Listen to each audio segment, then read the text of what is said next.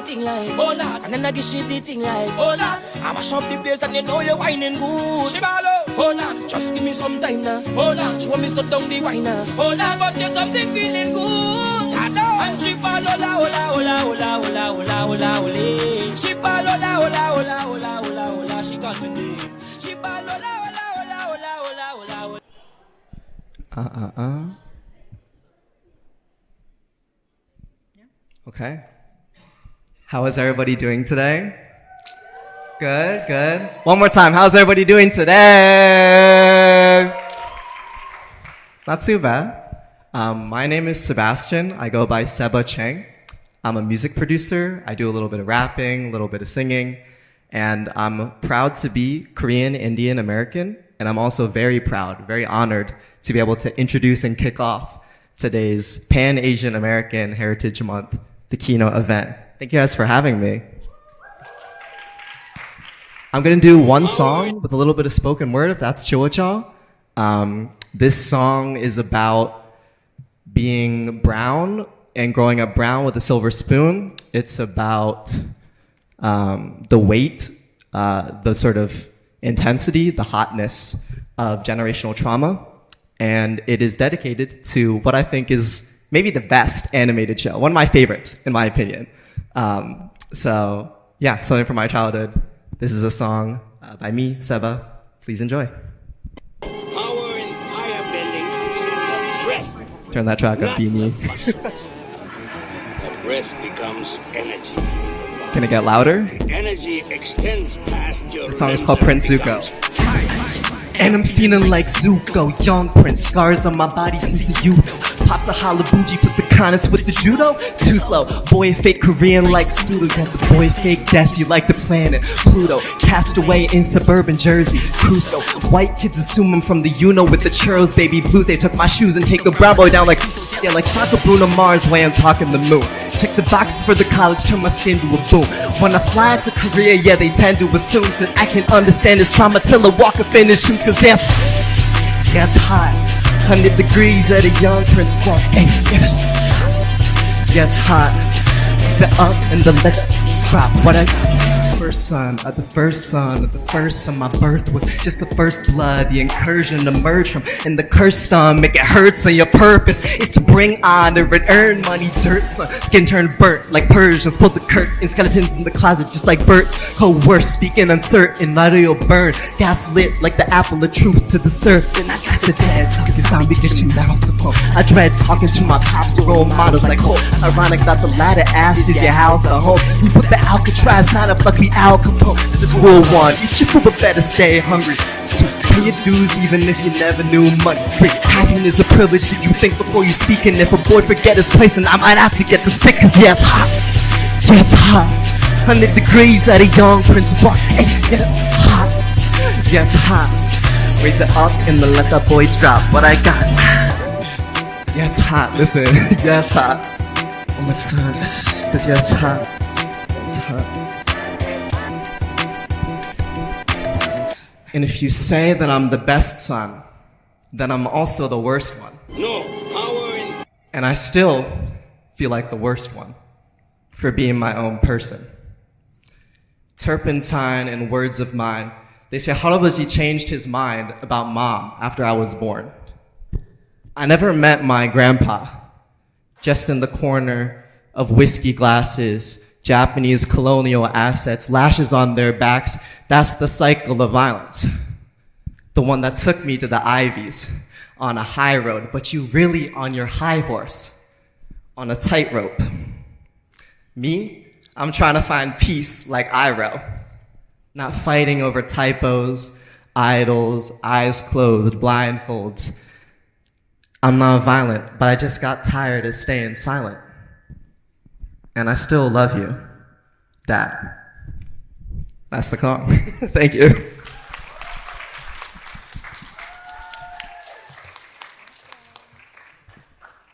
Thank you, Sebastian. Oh.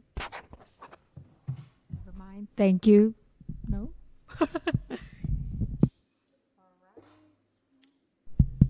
Thank you, Sebastian. And let's welcome Yale Jashan Bankra next.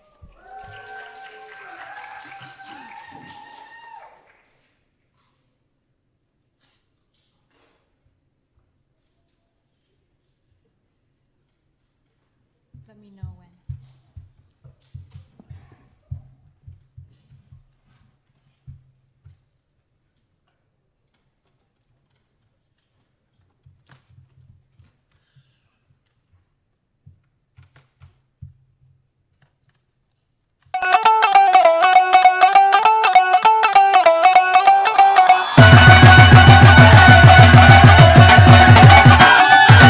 ਕੁੰਬੀਆਂ ਲਗੋਦਾ ਕਿਤੇ ਢੋਲ ਵੱਜਦਾ ਵੱਜਦੀ ਸਰੰਗੀ ਕਿਤੇ ਜ਼ੋਰ ਕੱਢਦਾ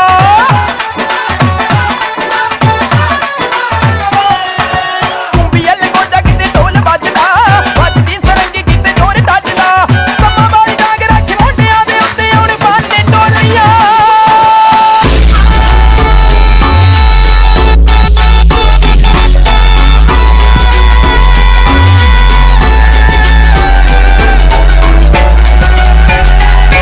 ਜਿਹੜੀ ਗਾਤੀ ਸਟੈਪ ਤੇ ਸਕਾਰਿਆਂ ਨੂੰ ਮਾਰਦੀ ਚੁੱਪ ਕੇ ਜੱਟ ਨੂੰ ਸਵੈਲਿਆਂ ਨੂੰ ਮਾਰਦੀ ਗਾਤੀ ਸਟੈਪ ਤੇ ਸਕਾਰਿਆਂ ਨੂੰ ਮਾਰਦੀ ਚੁੱਪ ਕੇ ਜੱਟ ਨੂੰ ਸਵੈਲਿਆਂ ਨੂੰ ਮਾਰਦੀ ਦੱਸਿਓ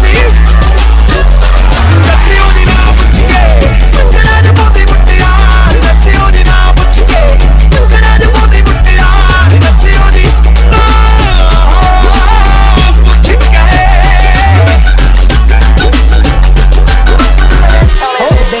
ਹੋੜਦੇ ਟੋਜਨ ਵਰਗੀ ਯਾਰੀ ਹੋ ਪਈ ਪਿੰਡ ਤੇਰੇ ਤੇ ਭਾਰੀ ਹੋ ਬਿਗੜਿਆ ਜੱਟ ਤੇ ਛੋਟਾ ਸੀ ਹੋ ਕਰ ਦੂ ਰਗਾਂ ਚੋਂ ਗਰਮੀ ਸਾਰੀ ਨਾਲ ਜੋ ਮੇਰੇ ਉਹ ਬੰਦੇ ਅੱਗ ਪਤੰਦਰ ਲੁੱਟ ਲੈਂਦੇ ਨੇ ਠੱਗ ਰੋਜ਼ ਦਾ ਯੱਬ ਤੂੰ ਗਿਰੀਆਂ ਚੱਬ ਹੋ ਦੇਖ ਨਜ਼ਾਰੇ ਨੀ ਲੈ ਸ਼ਰਤਾਂ ਯਾਰ ਤੇਰਾ ਠੋਕੇ ਤੇ ਬੜੇ ਸਵਾਰੇ ਨੀ ਜੇ ਕਹੇ ਬਣਾਦਾ ਸੀਨ ਮੈਂ ਹੁਣੇ ਦੁਬਾਰੇ ਨੀ ਲਾ ਸ਼ਰਤਾਂ ਯਾਰ ਤੇਰਾ ਠੋਕੇ ਤੇ ਬੜੇ ਸਵਾਰੇ ਨੀ ਜੇ ਕਹੇ ਬਣਾ ਦਿਆਂ ਸੀਨ ਮੈਂ ਹੁਣੇ ਦੁਬਾਰੇ ਨੀ Burst of the music.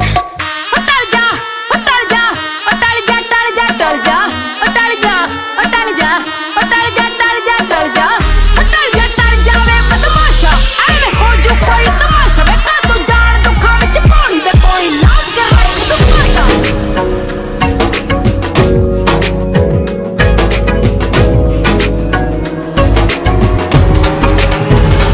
ਲੱਗਦੀ ਲਾਹੌਰ ਦੀਆਂ ਜਿਸ ਹਿਸਾਬ ਨਾਲ ਹੱਸਦੀ ਆ ਉਹ ਲੱਗਦੀ ਪੰਜਾਬ ਦੀਆਂ ਜਿਸ ਹਿਸਾਬ ਨਾਲ ਤੱਕਦੀ ਆ ਉਹ ਲੱਗਦੀ ਲਾਹੌਰ ਦੀਆਂ ਜਿਸ ਹਿਸਾਬ ਨਾਲ ਹੱਸਦੀ ਆ ਕੁੜੀ ਦਾ ਪਤਾ ਕਰੋ ਕਿਹੜੇ ਪਿੰਡ ਦੀ ਆ ਕਿਹੜੇ ਸ਼ਹਿਰ ਦੀ ਲੱਗਦੀ ਲਾਹੌਰ ਦੀਆਂ ਜਿਸ ਹਿਸਾਬ ਨਾਲ ਹੱਸਦੀ ਆ ਉਹ ਲੱਗਦੀ ਪੰਜਾਬ ਦੀਆਂ ਜਿਸ ਹਿਸਾਬ ਨਾਲ ਤੱਕਦੀ ਆ ਦਿੱਲੀ ਦਾ ਨਖਰਾ ਸਟਾਈਲ ਉਹਦਾ ਵੱਖਰਾ ਬੰਬੇ ਦੀ ਗਰਮੀ ਉਹਦਾ ਵੱਖਰਾ ਕੁੜੀ ਦਾ ਪਤਾ ਕਰੋ ਕਿਹੜੇ ਪਿੰਡ ਦੀ ਆ ਕਿਹੜੇ ਸ਼ਹਿਰ ਦੀ ਆ ਉਹ ਲੱਗਦੀ ਪੰਜਾਬ ਦੀ ਆ ਉਹ ਲੱਗਦੀ ਲਾਹੌਰ ਦੀ ਆ ਯਾਰਾਂ ਦਾ ਗਰੁੱਪ ਹਿੱਟ ਗੈਂਗ ਹੋ ਗਿਆ ਉਹ ਦੇਸੀ ਮੁੰਡੇ ਸ਼ਹਿਰ ਚ ਸਲੈਂਗ ਹੋ ਗਿਆ ਉਹ ਪੱਟ ਚੱਕੀਆਂ ਬਲਾਉਡ ਗੋਰੀਆਂ ਆ ਬੰਬ ਤੇਰਾ ਯਾਰ ਬੰਬ ਚੱਲ ਬੱਲੀਏ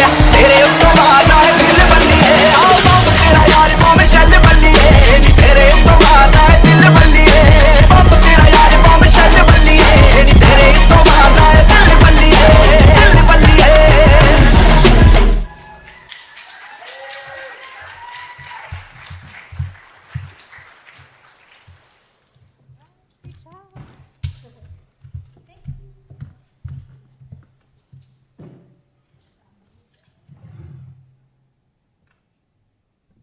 Thank you, thank you. Can we give another round of applause to our opening performers, Sebastian Chang and Yeo Jashan Bangra. Thank you so much. Good evening, everyone. I am Juliana Yi, and I have the distinct honor of serving as the Assistant Dean of Yale College and current Director of the Asian American Cultural Center. Established in 1981, the AACC is 42 years old and is the third oldest cultural center of its kind on a college campus. So on behalf of the AACC, it is my sincere pleasure to welcome you and to our first kickoff in-person event for the 2023 Pan-Asian American Heritage Month at Yale. So thank you all for being here. And before I proceed with the main agenda, I just wanted to take a moment to acknowledge the lands on which we are upon. We are settled upon the lands of the traditional ancestral homelands and traditional territories of indigenous peoples who have been here since time immemorial, and to recognize that we must continue to build our solidarity and kinship with Native peoples across the Americas and the globe. Yale University and the Asian American Cultural Center, which are located in New Haven, acknowledges that indigenous peoples and nations, including the Mohegan, Meshuggah Pequot, Eastern Pequot, Schaghticoke, Golden Hill Pagasit, Niantic, and the Quinnipiac and other Algonquin-speaking peoples, have stewarded through generations the lands and waterways of what is now the state of Connecticut. We also acknowledge that this country would not exist if it were not for the free enslaved labor of Black people. We want to honor the legacy of the African diaspora and Black life, knowledge, and skills that were stolen due to violence and white supremacy. I would also be remiss to not thank folks behind the scenes, AACC Associate Director Shiraz Iqbal, and our students, Diza Hendrawan, Sunara Suba, Zakira Bakshi, who's taking photographs, Min Vu, and Roy Soler for their support in making this evening's event a success. The AACC is also grateful to our co-sponsors, the Asian Network at Yale, the Office of LGBTQ Resources, the Yale LGBTQ Affinity Group, and the Belonging at Yale Initiative for their support in making this also a reality. And before I turn the microphone over to back to Sebastian, who will in turn welcome our featured guest tonight, which all of you are here to hear from, I would just wanted to take the opportunity to acknowledge that the last time we were able to have an in-person keynote event was in March of 2020, right before the entire world sort of shut down and completely changed from what we knew it to be due to the COVID-19 pandemic. And I know that for many of us as a community, we've experienced and continue to mourn all sorts of losses. We have also witnessed and experienced heightened levels of anti-Asian racism, both within the US, but also more broadly on a global level, and it continues, right? It's not something that necessarily stopped because we got the vaccines and are able to gather in person.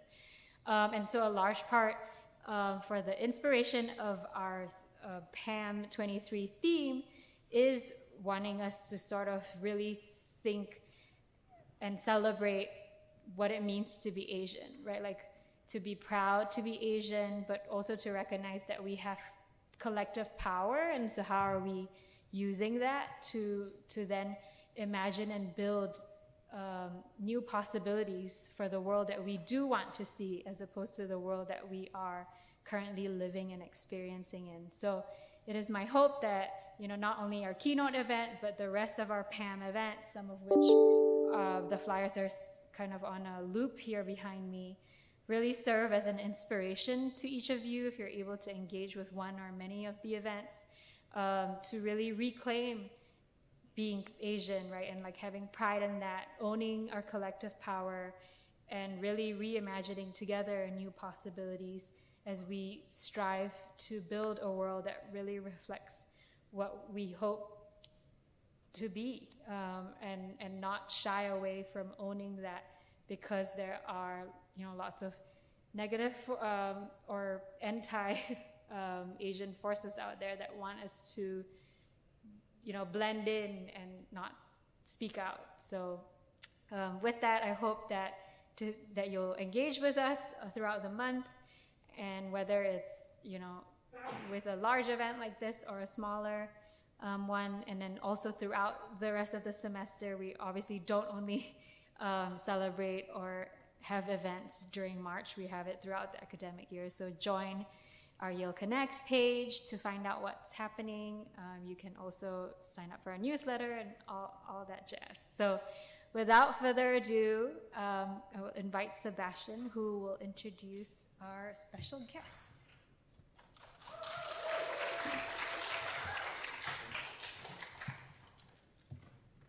It is my pleasure and my honor to introduce today's keynote speaker, D-Lo. D-Lo is a queer trans actor, writer, comic, cultural worker, and activist. His bio, as I can attest, is too long. So the highlights that he wanted to share are that as an actor, he was most recently seen in Billy Eichner's film Bros in the latest episode of Quantum Leap. D-Lo's solo shows have toured theaters and festivals nationally. He facilitates writing for performance workshops and created the Coming Out, Coming Home writing workshop series for South Asian and/or immigrant LGBTQ organizations across the nation, as well as workshops on creating healing through comedy at universities and colleges nationally.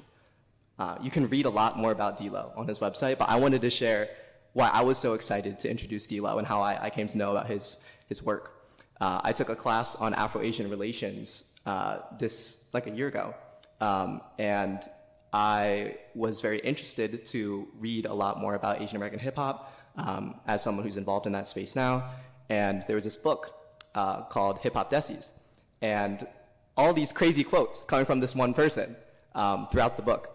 D-Lo was interviewed and consulted on the making of this project. And I just wanted to read, I had a bunch of cool quotes that I pulled, but I wanted to read just one today in the interest of time.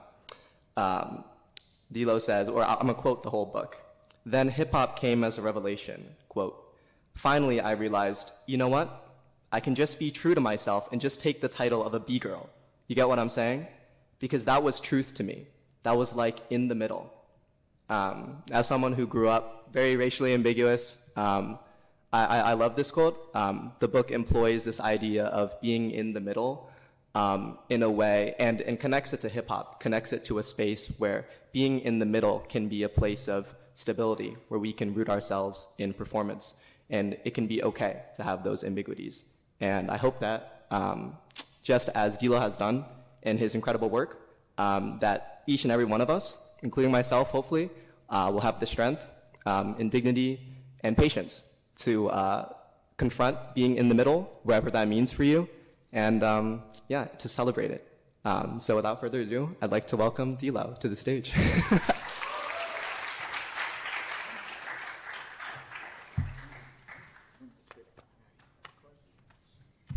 One more time for all the people who opened up today. How we doing out there, Yale? Y'all okay? Y'all ready for some laughs? I'm not going to say anything important. I'm just here to make you laugh. Y'all down for that?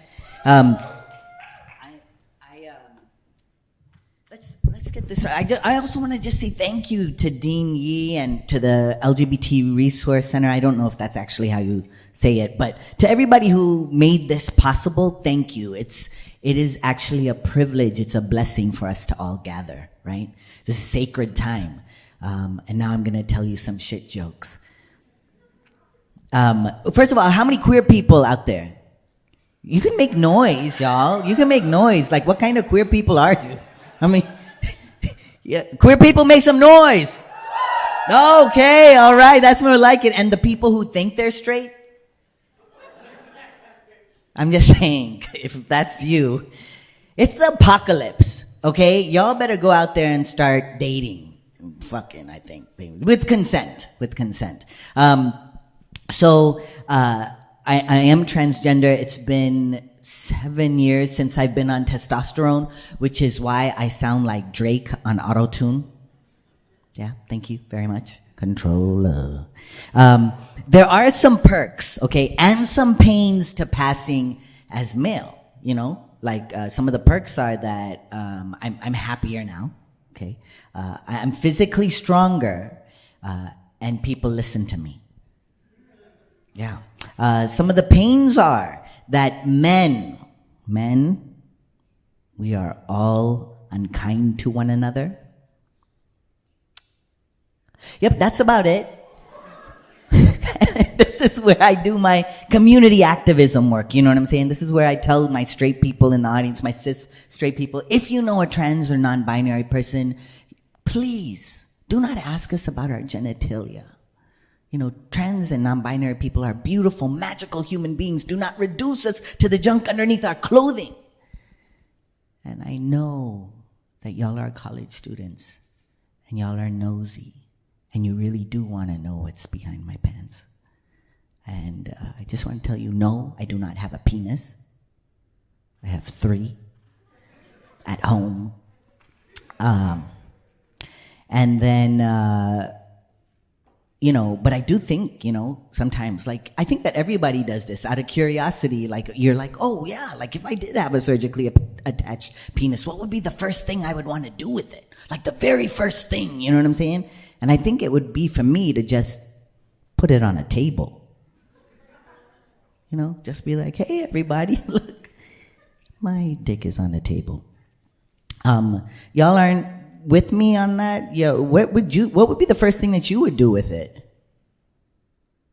I mean, the people who have penises, you can't answer.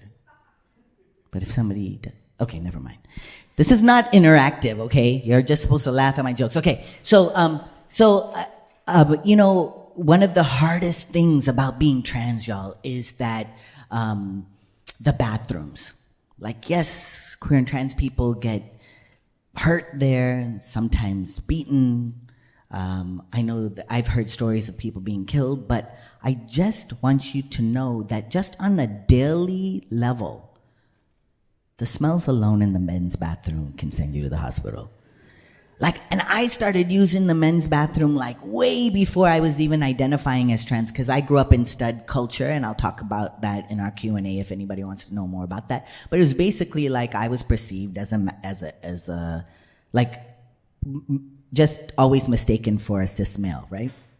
So I was having more problems in the women's bathroom than I was in the men's bathroom, So, but sometimes even to this day, when I pass a women's bathroom, like, I get a little sad and I shed a tear because I miss it. You know what I'm saying? I miss it. Like, y'all don't even know the men's bathroom is filthy as fudge. You know what I'm saying? It's horrible. And like the women's bathroom, like the people who use the women's bathroom, because, thank God for the gender neutral bathrooms. But like the people who use the women's bathroom, there was like some public memo that went out that you are not allowed to do a public caca in the women's bathroom. You're only supposed to do polite little tinkles, you know what I'm saying? But the men's bathroom, it's like the people who use the women's bathroom, they're like, oh no, I'm going to be out in public. I'm not going to eat that thing because that will surely send me to the toilet. You know what I'm saying?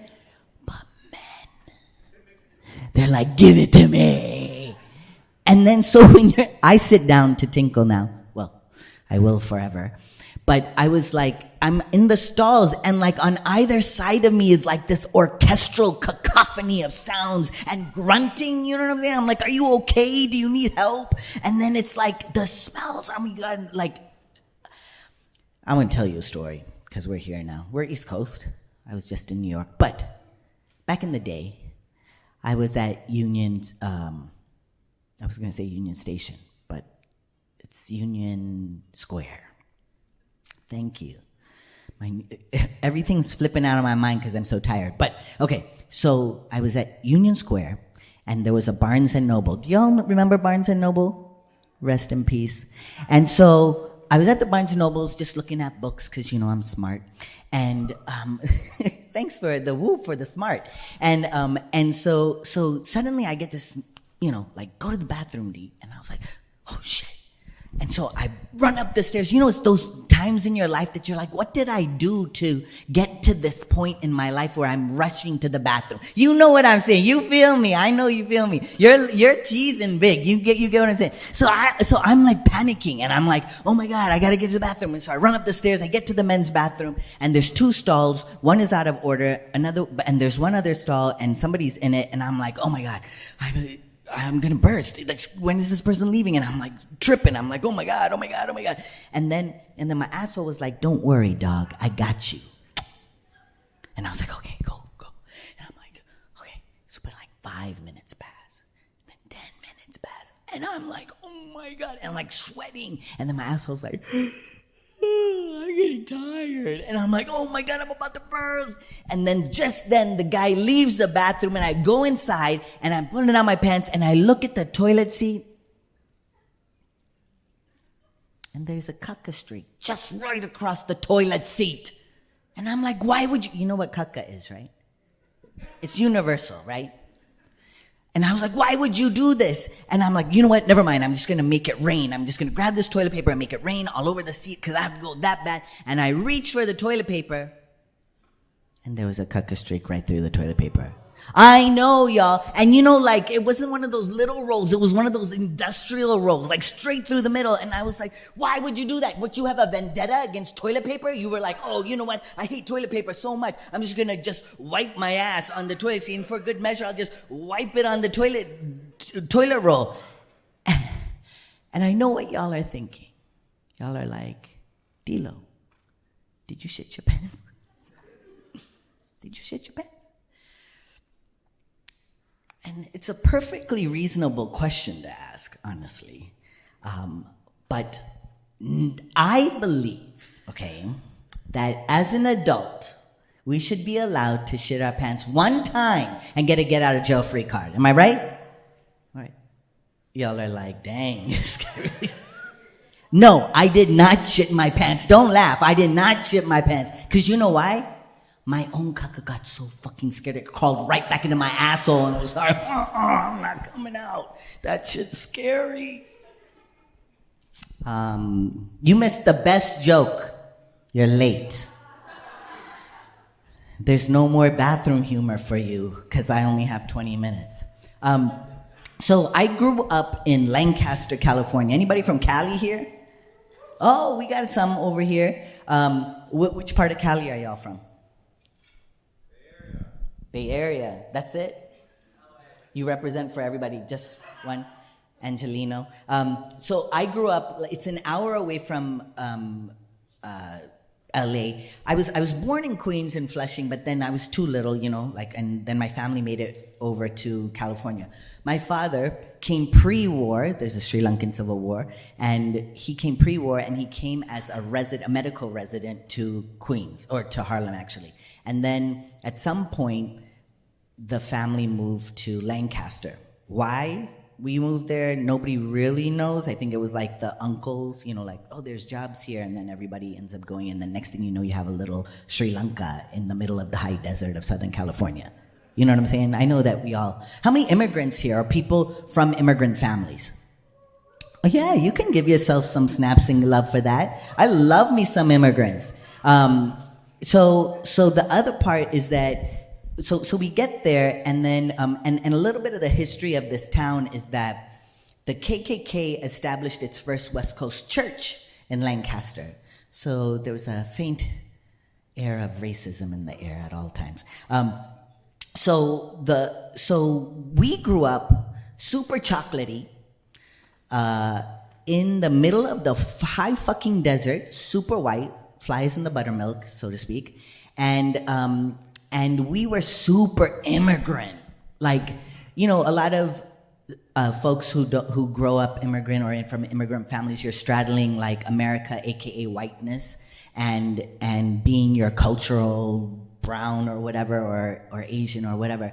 And I think because our community was so tight, I didn't have those aspirations for whiteness. So we felt that we heard about the Civil War, we heard about the racism, we heard, by this time it was not just KKK, like it was no longer KKK, it was the 2.0 version, the neo-Nazis. And so we were like, we knew that they were around and we knew that there was racism, but it was like also like, but we had our little crew, you know what I'm saying? We were like happy with our little crew. And we were like, you know how an immigrants, we like to do that thing where we like to recreate what it was like on the motherland, but here in the US, you know what I'm saying? So like my parents grew vegetables in their backyard. They had a sustainable garden before it was chic, you know? And my parents, they were like, listen, we didn't come to this country so that you can play a fool. Huh? You're going to study, and you're going to keep studying until you become a doctor. And then you're going to keep studying. Yeah, you're going to study until you die. And he was so hell-bent on us having our eyes glued to our school books, we weren't allowed to watch TV, you know what I'm saying? And back then, because I'm way old, it was like there was only like 7 channels to begin with, you know what I'm saying? And we were just like asking, like, can we get like an hour or whatever? But it was like no TV. And then it was like, and we couldn't waste anything because, you know, immigrants. Like, my father was like, you are not taking a shower in this house. You're going to take a bucket bath. And he'd like fill up the water, the bucket with the water, and go to the kitchen and get a bowl. And this is how I grew up taking my baths, y'all. I mean, I took my first shower at the hotel. It was pretty dope. I see why you all waste water. I stayed in there for a long time. My father was like, don't waste electricity. Like, to this day, I'm that motherfucker who will go around the whole house and off the lights. You know what I'm saying? Like, are you pointing at this one? I'm so proud of you. I'm so proud of you. And so my appa would be like, oh, you know, if you want to go to the fridge at night, just quickly on the light, get what you want and leave. No, don't even do that. The fridge has its own bloody light. Just go there in the dark and get what you want and leave. And, you know, I think that they say that, you know, like, I think that immigrants, we were like the original recyclers, you know what I'm saying? Do y'all still wash your Ziploc bags? Okay, I am proud of you. I am so proud of you. Do you wash your Ziploc bags? Most of them? Oh, you do. Are you immigrant too? No. But you just picked it up along the way. No, I've been saying we're resourceful. We can't just be spending money on Ziploc bags for that and then ruining our environment. You know what I'm saying? Wash your Ziploc bags. I should make a t-shirt. Somebody write that note for me and tell me it later. So anyway, you know, I feel like going green is just the fancier way of saying being immigrant. You know, and going green, that's white people co-opting shit. Going green, like, who's green? It should be called going brown. You know what I'm saying? Yeah. So I grew up at like 11 years, so I knew I was super queer, you know what I'm saying? And and so what happened was that, you know, I was like, how am I gonna do life? Like, I looked like a little dude. Like, people, like the white people would come up to my parents trying to act like they weren't racist, and they'd be like, "Oh, what a beautiful daughter and son you have." I have an older sister, Krishan, and so my parents, they were like, "We don't talk to white people," so they'd be like, "Thank you," and then, you know, just keep it moving. Like, I didn't think it was a bad thing. Like, it would be different if I was born assigned male at birth and then was exhibiting feminine behavior, but it was a flip for me. So people just call me a tomboy, you know. And so then I ended up, I knew that this was happening inside of me, and then I also knew that that wasn't cool. At some age, I figured out that being who I was, at that time, I only understood the word homosexual. I was like, that's not cool. And then on top of that, it was like the race stuff and about figuring out what the hell I wanted to do, because I wasn't going to become a doctor. I still kind of like don't feel good if I see a paper cut blood. You know, it's just, I can't. I know there's other doctors who don't deal with blood. No, thank you. So anyway, I'm like trying to figure all of this out, and like right when I'm like, okay, I think I got this groove, like I just kind of stay funny. I'm gonna stay funny and nobody's gonna sniff my queerness out. You know what I'm saying? Because when you're the artist and the weird one, everybody's like, oh yeah, they're just like that. They've just been a weirdo all their life. And I had been. I was telling dirty jokes when I was like 6. So some of y'all were those kids too, I know. So I ended up, and when we're talking about, Sebastian brought up being in the book, Hip Hop Desis. And this is the other thing too, is that, you know, sometimes South Asians don't feel like Asian American, but also Sri Lankan people don't feel like we're not Desi. We're technically not Desi, right? And so there's a other thing there too, but never mind that. I still like the author. So I started watching. I'm just an hour from LA, but we didn't get the LA radio stations because there were these huge mountains in between. So the first time I even heard hip hop was Yo MTV Raps, and it was through MTV. And MTV used to only play music videos. It was like the best shit ever. And so I'm watching this, and I'm watching people like African Bambaataa, Queen Latifah, Isis, like really revolutionary MCs who I think are immigrants too because they have these names that are African. You get what I'm saying? So I'm like, they're immigrants, I'm immigrants, not plural, just one.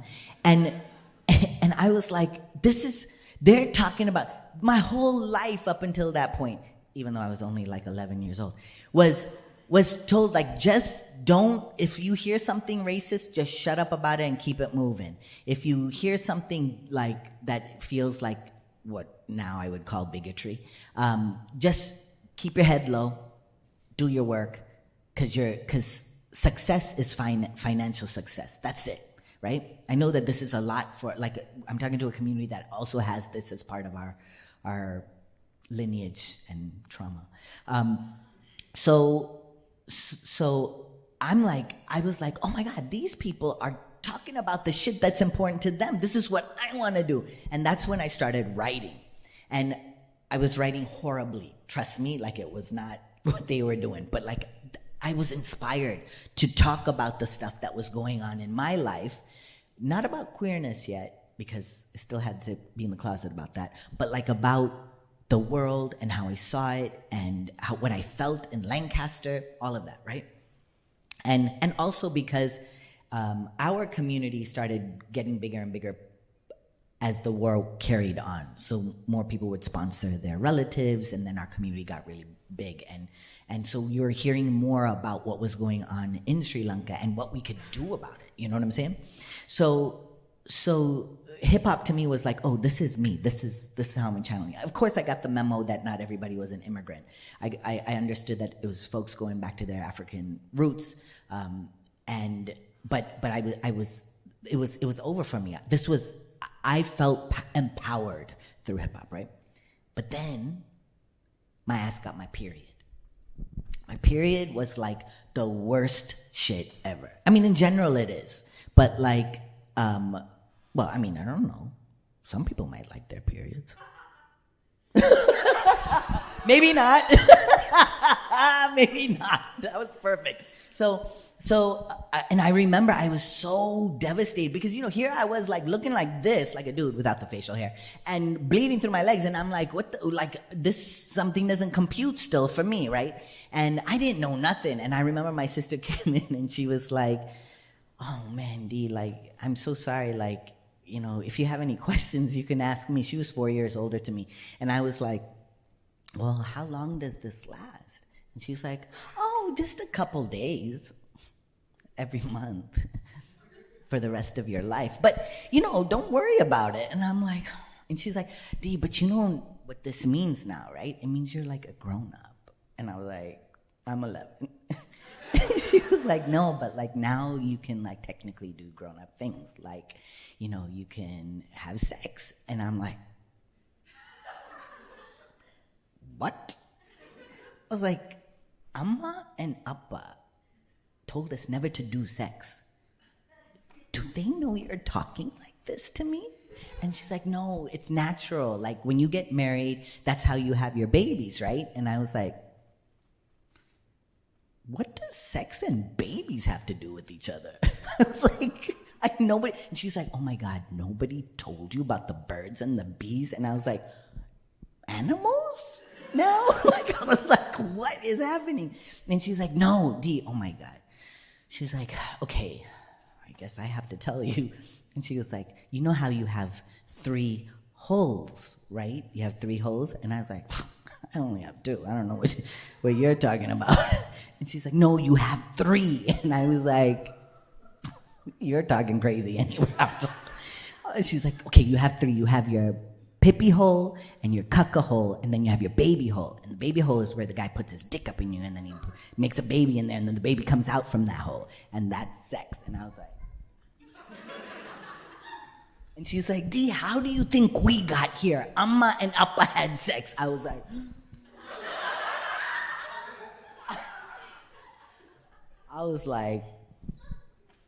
I'm gonna tell on you.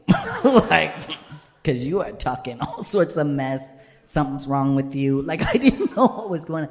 But, so it was like, so after that, you know, like at such a young age, I tucked in all of that stuff, you know what I'm saying? And I ended up like just kind of going, okay, now I have to act like a girl. So I started dressing and studying femmes and women, like how they carried things, how they walked. Like I was like, there's no way that I'm gonna be able to survive Lancaster. Plus it's like a hick, very Christian town. And I was like, there's no space for my ass. I thought that if I ran away, which I did, I had a great plan, y'all.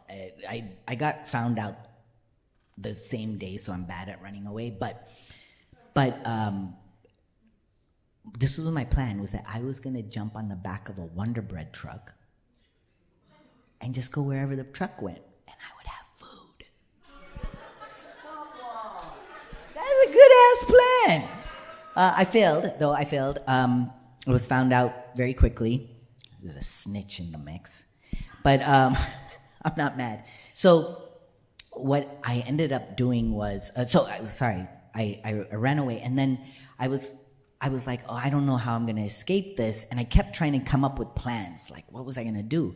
And then at 13, my sister passed away. And it was a tragic accident, and you know, when, I don't know if anybody here has lost somebody important in their life or a sibling, but it's like when they don't tell you about sibling grief, they don't tell you about survivor's guilt, they don't tell you about none of this stuff. Nobody's talking about mental health, by the way, at any point in this era. Do you get what I'm saying? Even saying the word mental health back then meant that you were like straight to what they called the loony bin. Do you get what I'm saying? Like nobody talked about it. You were just dealing with your shit.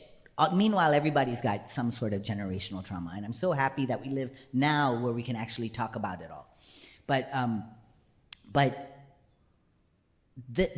I'm using this as a marker because I hope that through my story, y'all will reflect on y'all's story about those markers that put you in your own closets, whether you were queer or not. You know what I'm saying? And what happened from that point forward for me was just trying to survive. Just trying to survive. We're all just trying to survive. We're trying to make sense of the day, you know? Not what's in front of us, not the months. Some of us really do believe this is apocalyptic times, and we're like, well, shit, if I plan something now, who knows if it's gonna happen? Do you get what I'm saying? But we're trying to survive the day. And so I got in, high school. It was like, I was like, okay, whatever. I think I came out as bisexual to one person, and then I mean, I'm queer. I'm very queer, super queer, right? But it was in college that I got to be gay, black, and proud. Y'all are like, you're not black, I know. But what I'm saying is that was where I felt like I could just be all of me. You know what I'm saying? Like, and I think for me, and this is, I'm gonna close off with this because I don't know how much time I have left. Has anybody been keeping time? Oh, good. This is the perfect time. So in college is where my political understandings, my solidarity work, and me merging all of those identities of myself happened.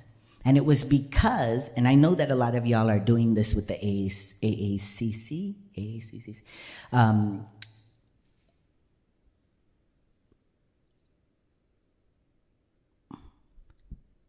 The work was through the arts. That was my lane.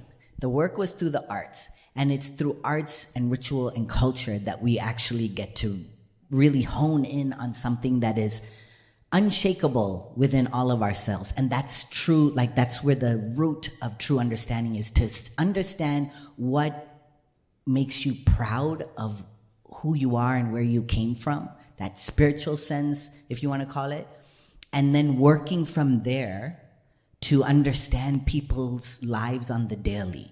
And what I do want to talk about is, I want to talk a lot today about like what y'all are dealing with here on campus, right? We don't talk about mental health enough, but also my question to you is let's say you don't stay for the Q&A, but where does our politics help with our mental health? That's the big one that I want to lay out on the table. So we're going to get into this right now. We have Alexander, is that right? Andrew, sorry. Andrew and Tamali, right? Thimali. I fucked it up, I'm sorry. But they know you, right? That's what matters.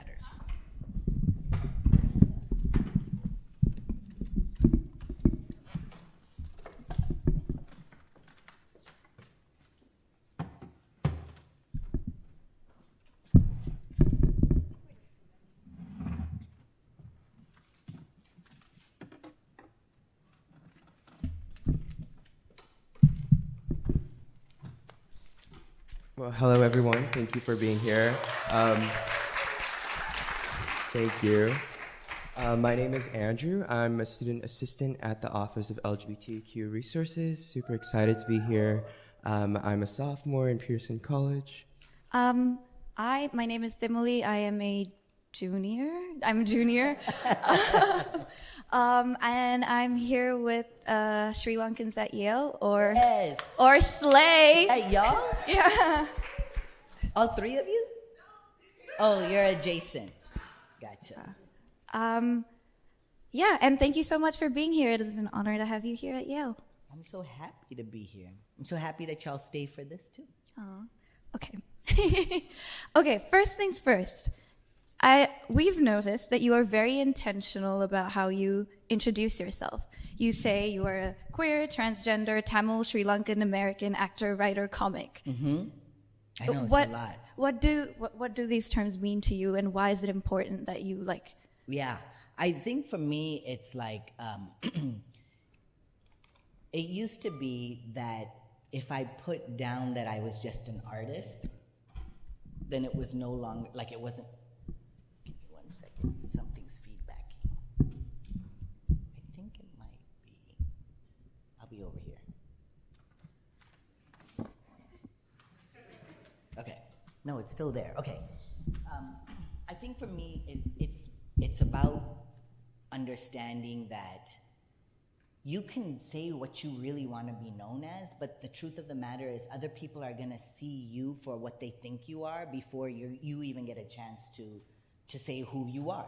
And so for me, it was important politically to state that I was queer and trans.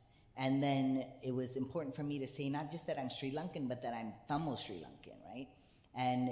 And to say that I'm American, to let everybody know that I have a bicultural lens, and then I say actor, writer, comic so that people can get in their heads that if I say artist, that to me is the #1 thing for me. You know, like it shouldn't matter if I'm queer or trans. It shouldn't matter if I'm doing whatever, but it does.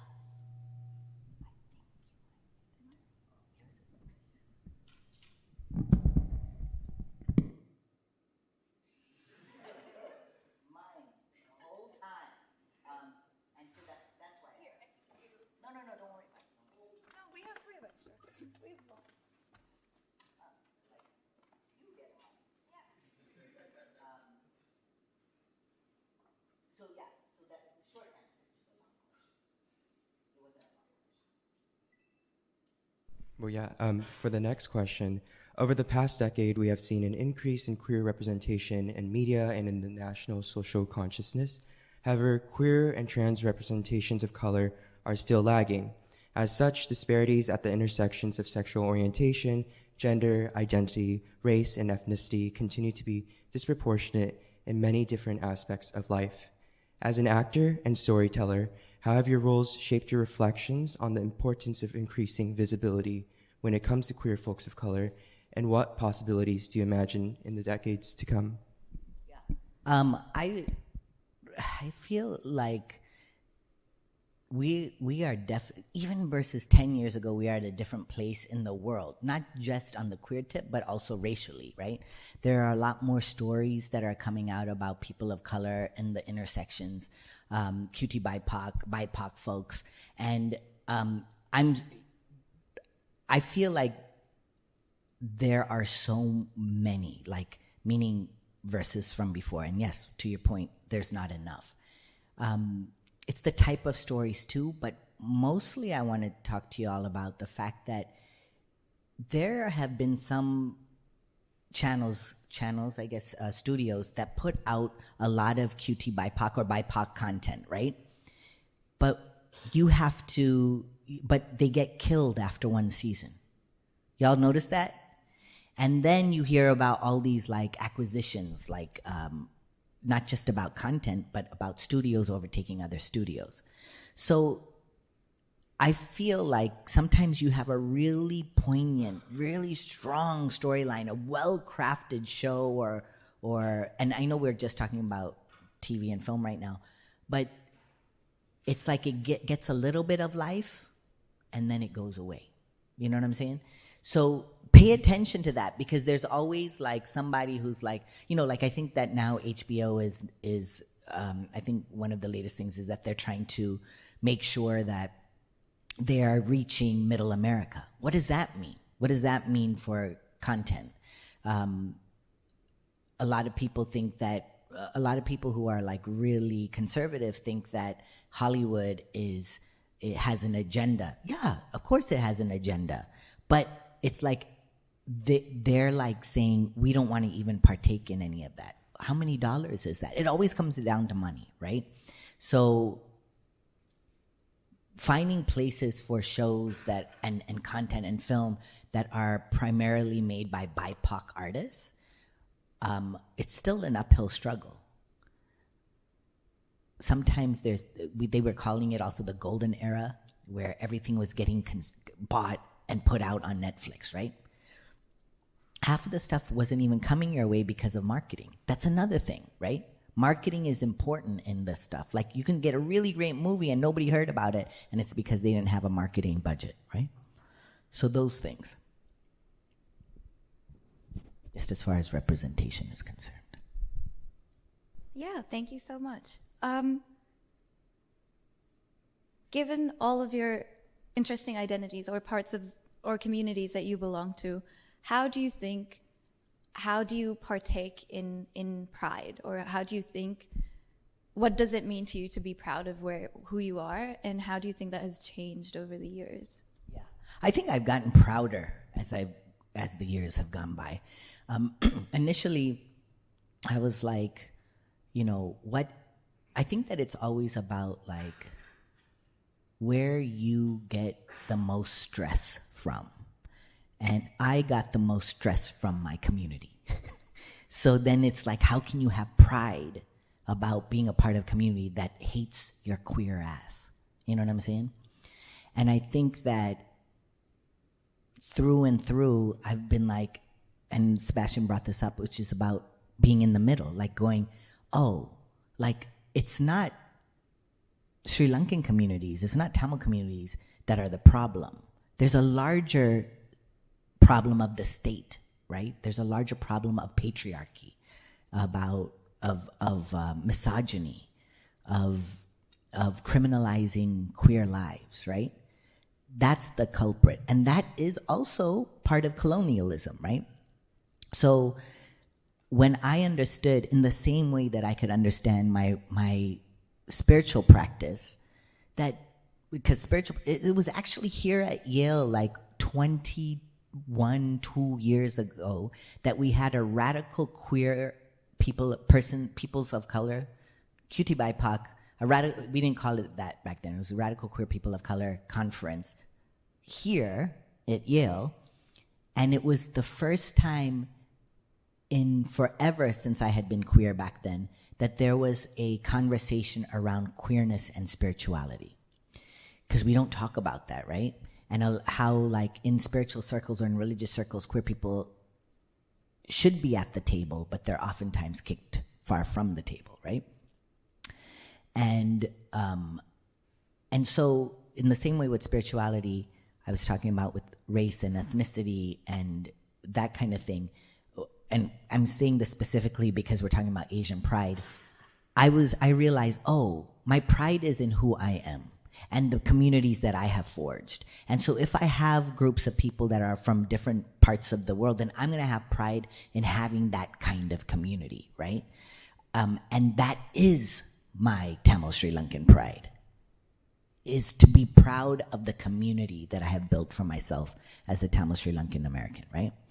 I know that that's kind of like a philosophical way of looking at it, but it is rooted in a politic. Because if you're trying to liberate the people that mean the most to you, not liberate like you're the savior, but you know, if you're looking at collective liberation and how free we can get and understand that, you know, we don't have to abide by all these rules, then the same thing that I have gone through as a queer person to like rid myself of all of those rules, I can offer to somebody who is Tamil Sri Lankan and straight or cis or South Asian or whatever. You know what I'm saying? Did I get confusing there? I hope I didn't, but that's because y'all are slow. I'm too fast for y'all. But yeah, like that's where I wrote my pride in. It is in the communities that I create. Yeah, thank you. And you describe medicine as kind of, yes, applause.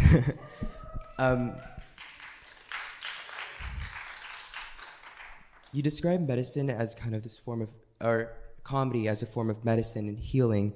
So my question is, how can we, for example, non-comedians practice comedy in our daily lives toward building community, healing, and self-empowerment? Yes.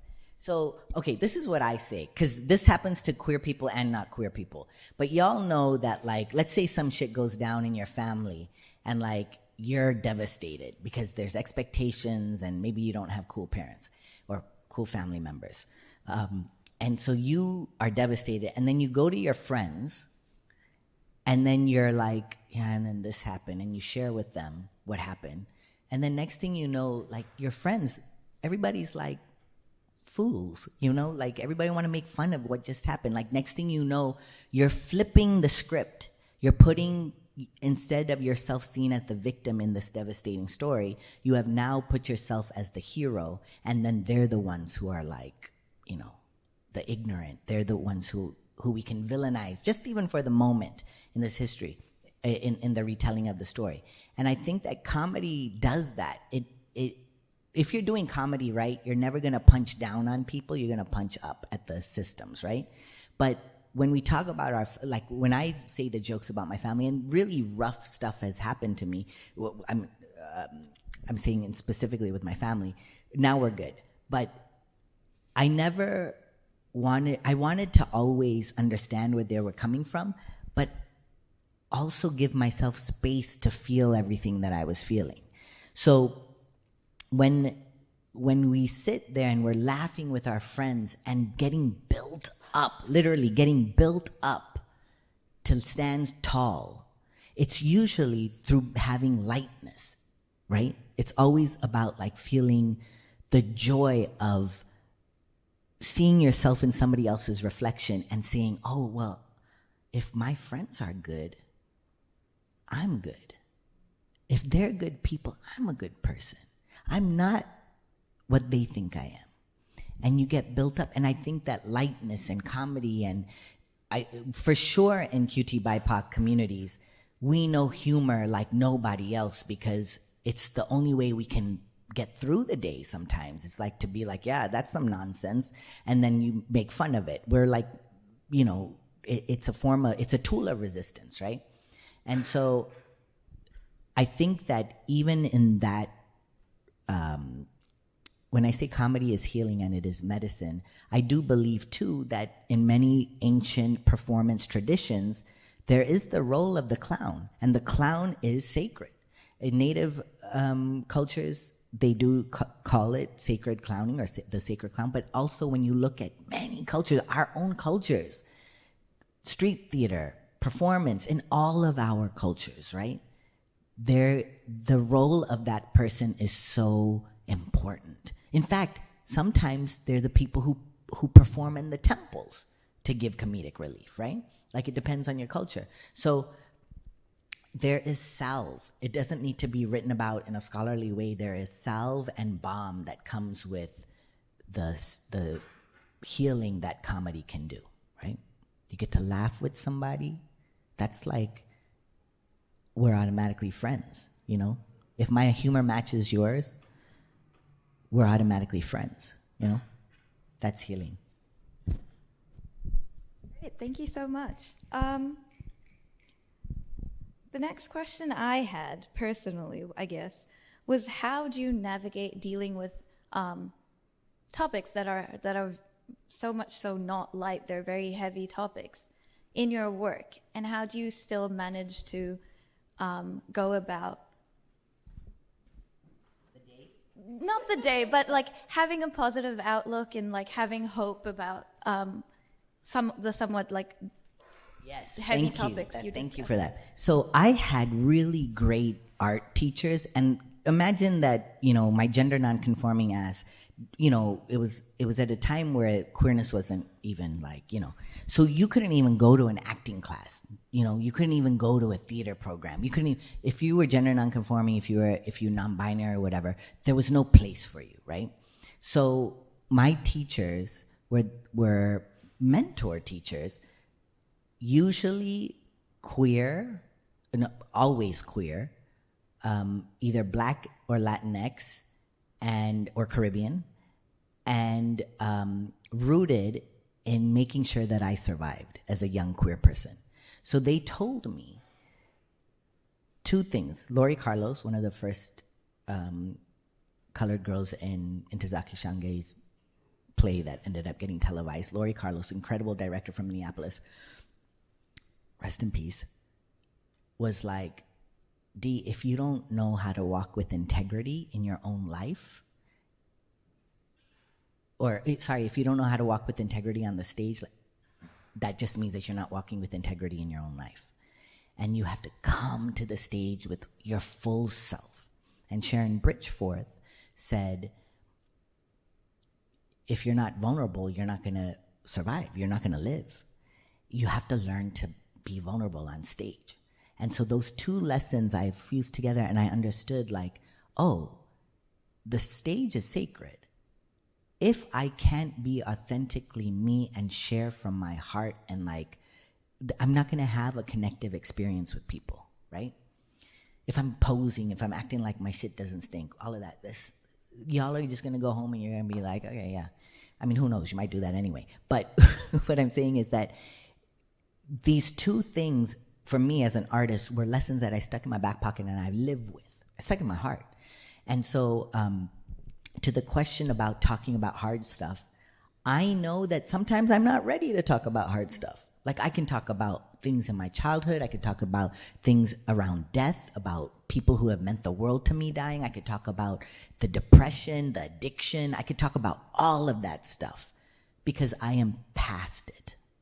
But I'm not going to stay on stage and make it dangerous for me to share something with my audiences. I'll do that in a workshop maybe, but not, or in therapy, but not as an artist. Like there is something about the craft that is also added to that. There's something about engagement that is added to that. So to artists who are like, oh, you know, I want to share. Yes, at the poetry readings, yes, like you speak your mind, speak your heart, like do that thing, but also remember that only you know how to open the can and close the can, right? Only you know your own safety. So always check in with yourself as an artist and as a creator or as a person and be like, do I feel safe in order to share this, you know? And then go from there, because I think that it can backfire.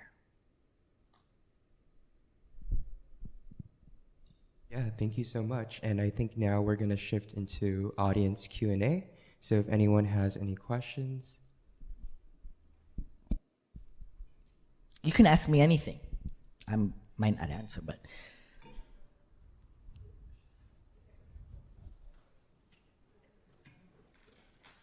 All right. They just have to turn it on. So whoever has any questions, I'm going to come around and I'll give you the mic. So if you raise your hands and then we'll both come round.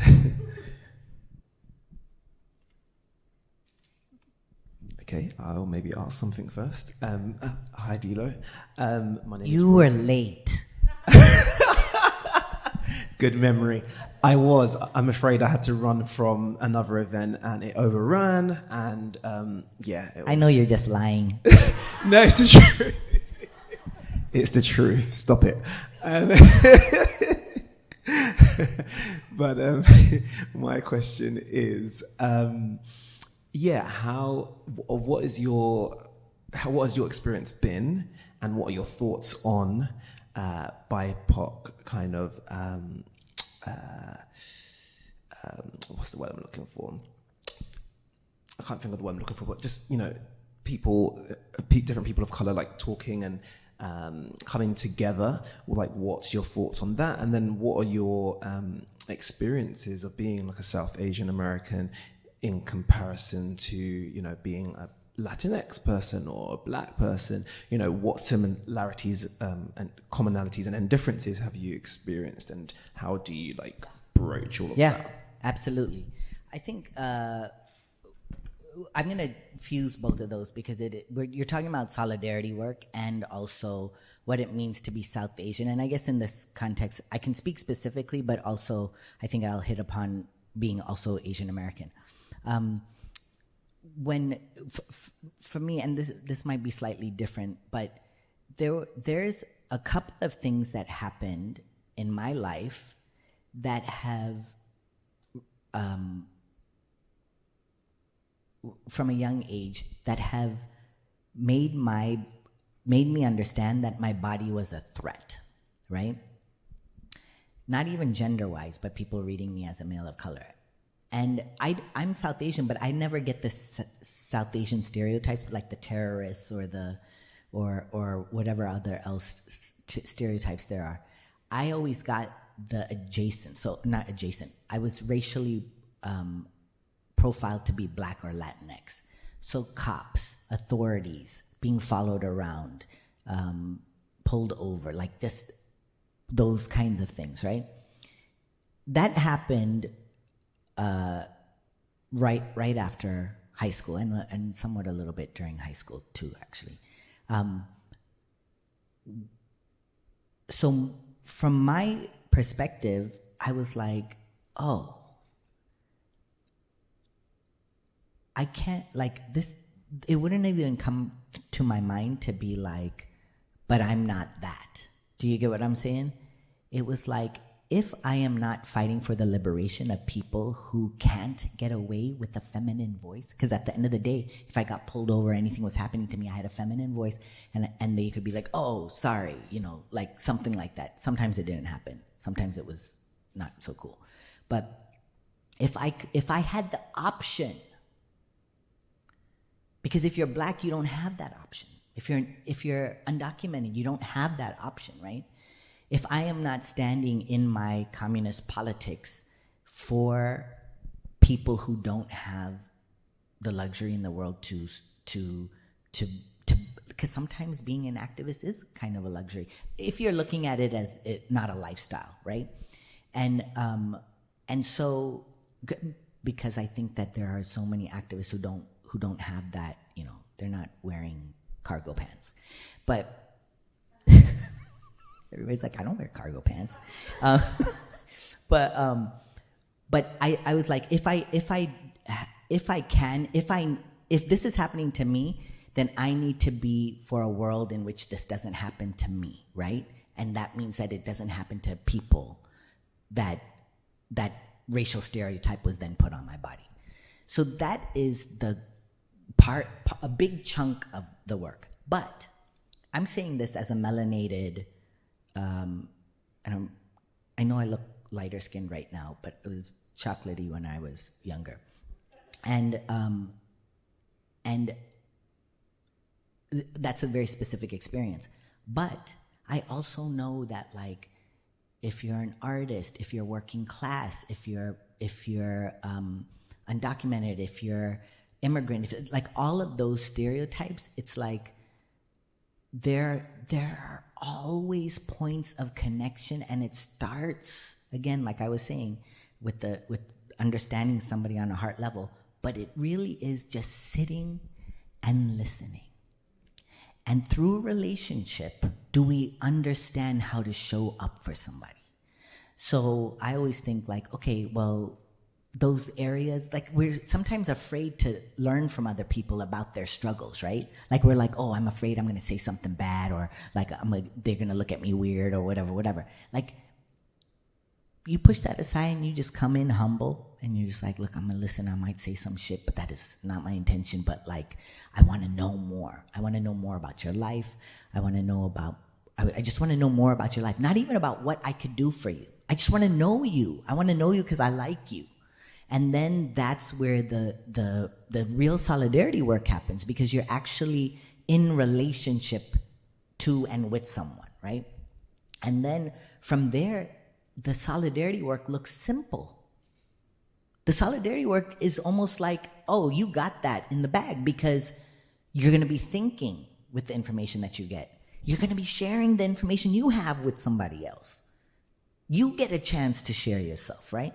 So once that happens, and I think that sometimes we get caught up in this like, oh, well, my life isn't as hard as this person's life, or my things. We all got our fucking problems. We have to stop playing that Olympics. Do you get what I'm saying? Like, I think that what the world is really needing from us is to stop seeing, like, I'm not saying like stop seeing the colors, because that's racist. I'm saying stop seeing these arbitrary lines and really start seeing the points of connection, because there are far more points of connection than there are the lines.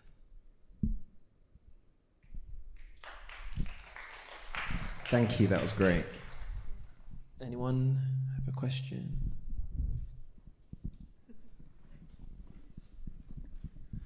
Thank you so much for being here. I'm trying not to overshout here. I've been fascinated as I've listened to you, talk about the connection and listening. And in fact, this afternoon I was having a conversation on how we create those connections among students, among faculty, staff here in this community. And I think one of the challenges, so one of the values that I would hope that happens in a university community, happens anywhere, is curiosity. And you were just speaking to like, I want to know and understand and learn.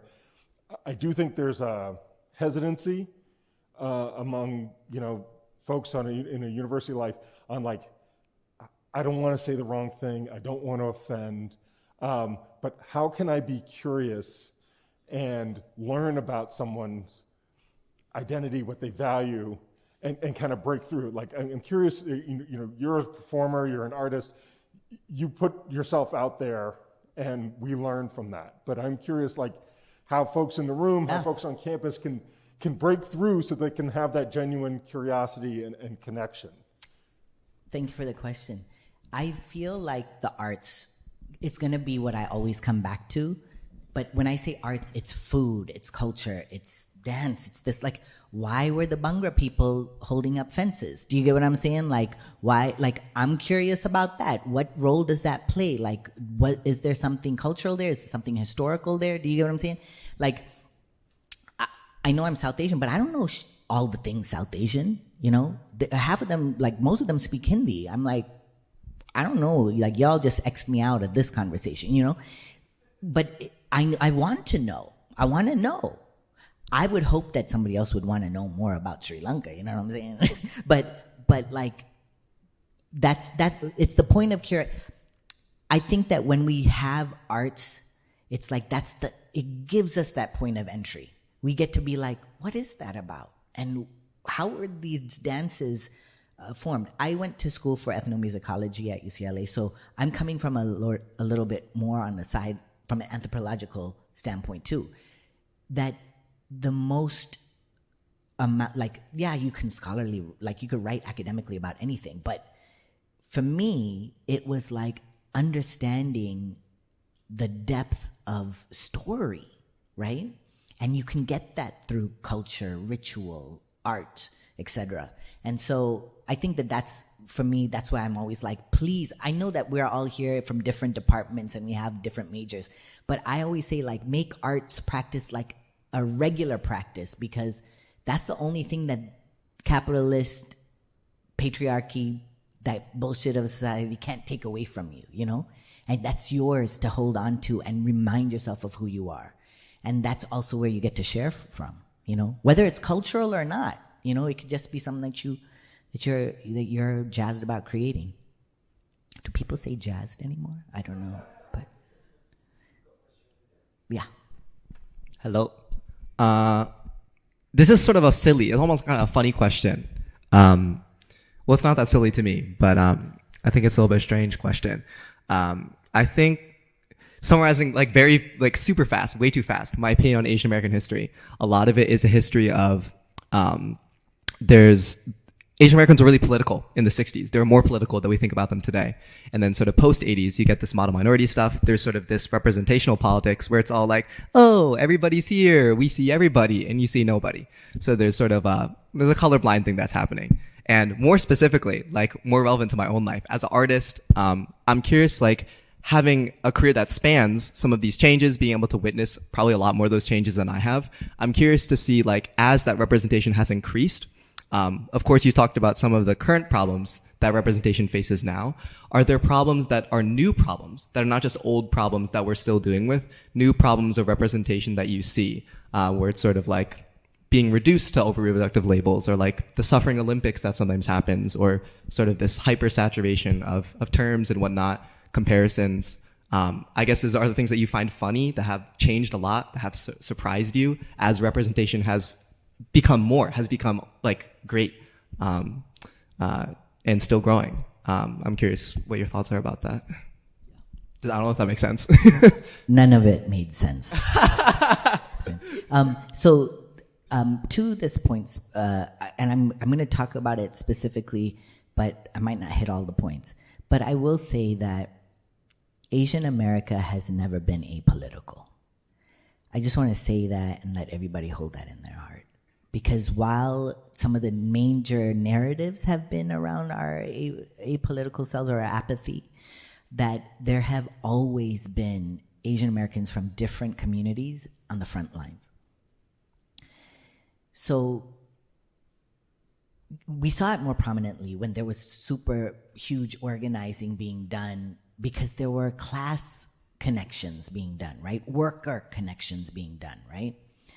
And then what we're dealing with later is that with upward mobility, there were some people's need to distance themselves from that, right? And to kind of slide in. And there's also histories of like different Asian American groups desiring to be seen as white because of the privileges, right? But that's what I'm saying, is that like while that was happening, there were still people who were like, no, we're in this. We're in this because we understand that this is a collective struggle, right? So throughout the years, I have been connected to those stories. And I realized I wasn't even connected to all of them. There were more stories about resistance, right? Happening in the now and happening back then and still happening, and people picking up the torch for where it was left or put down on the ground and then starting it up again and whatnot. I think that what like is hard, I mean, what's sad is that sometimes people don't know where to look. And so when you look, you see that people have been steadily going. But when you look here, it looks like, oh, we ain't about shit. Or there was a time, you know? And I think that sometimes it's just that narrative gets drowned out. To your question about like, is there any changes? I feel like with content creation and social media, that more people are getting their quote unquote Asian American studies on via social media. They're not going to school to be politicized. They're listening to influencers. And it might be that the influencers are semi-problematic, but at least they're getting a dose of some, you know what I'm saying? And so in that way, I feel really like proud and happy, you know? I wish that standing up for other people was sexy. Because if it was sexy, then everybody would be about it, you know? But we don't sexify. looking out for each other, right? And that's what it is. We're looking out for each other.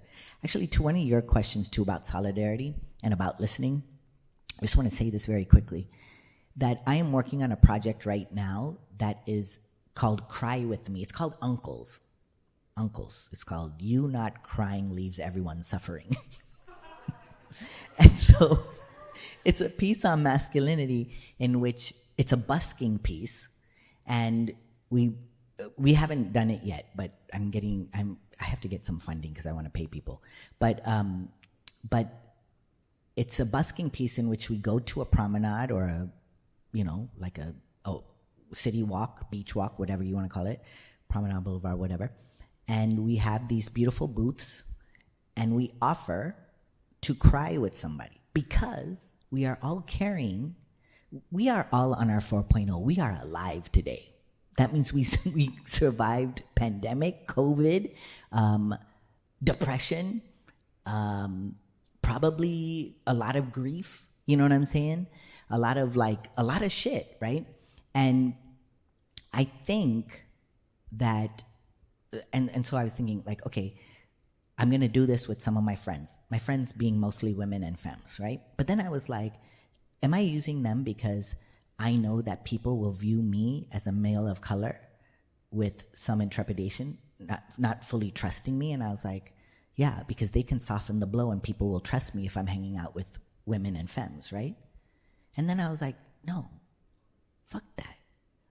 If I already am perceiving that somebody's going to perceive me in this way, if I already can understand that somebody's going to put the labels on me and stereotypes on me, then how powerful would it be to have a bunch of uncles, like mask of center people, provide. Why can't masked people be sources of comfort and safety? I'm flipping it. It's about changing it so that we are actually talking about a beautiful masculinity, right? And that we can be in service to other people, right? And it's an experimentation, but it is really about the fact that since I have been on T, I have not been able to access my tears as I would have easily done when I was PMSing, right? And the suicide rate for men is 4 times higher than it is for females. And it's actually highest in white men. And I know that has everything to do with community and not having enough of it, right? So, and then if you don't cry, you actually, when you're like ugly crying, you're actually releasing stress hormones. And if those stress hormones are staying in your body, you actually have cardiovascular disease. So men in general, and I'm using these terms, feel me, I'm trans. So, but, men die earlier too. And it's usually heart related. Diabetes is also heart stuff, And so I'm not saying that like, I'm using, sorry, to get back to what you were saying about solidarity, is that unless we put ourselves into the position of being, like, unless we rise to the occasion of being somebody who can actually take care of someone, we're never going to do the right political work.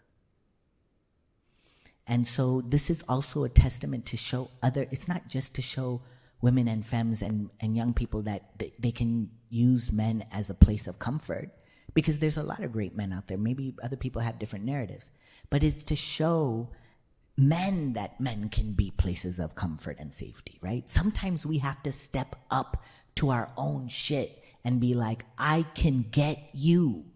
I don't know shit about you now, but I promise you I'm gonna get you, I'm gonna stand up for you. If some shit goes down in the street, I know what to do. Things like that. If you're hurting, I know how to take care of you. Okay, thank you.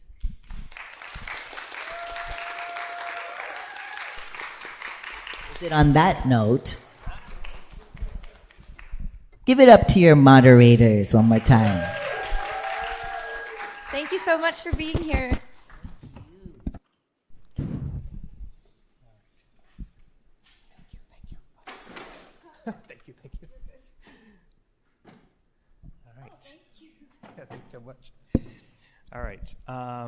Hi, everyone. Let's give another round of applause for our amazing PAM keynote speaker, Dilo.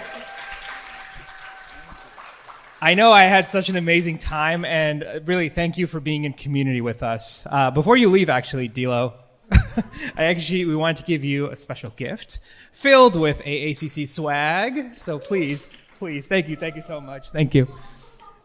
Oh, sorry.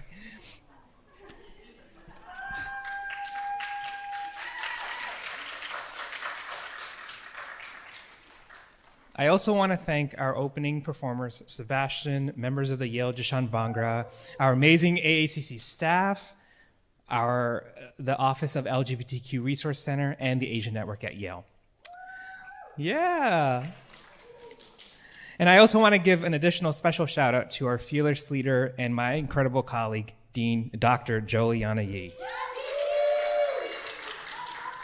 Y'all don't know the amount of time, effort, and labor she has not only put into making this event a reality, but also towards the rest of our PAM events, helping run the AACC, and making the experience of our community an amazing one. Though she is leaving soon for maternity leave, congratulations as well. We will miss you dearly. And what better way to just give a special shout out and recognition than, because we might not see you at other events. And I also want to close and share, we have a ton of events lined up for PAM. So be sure to check out our AACC Yale Connect and AACC website calendar for the most up-to-date event info as the times and dates may be changing. So we have our calendar that's sent out, but those times may change. So to get the final time, check out our Yale Connect and website.